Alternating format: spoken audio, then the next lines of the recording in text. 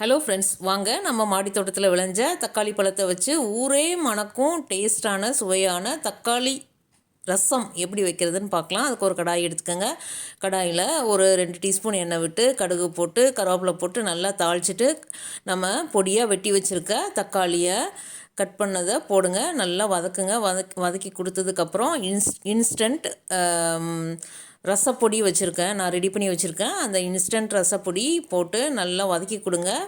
வதக்கி கொடுத்ததுக்கப்புறம் டேஸ்ட்டுக்கு கொஞ்சமாக சால்ட்டை ஆட் பண்ணிக்கோங்க. ஏன்னா இன்ஸ்டன்ட் ரசப்பொடியில் ஏற்கனவே சால்ட் இருக்கும்.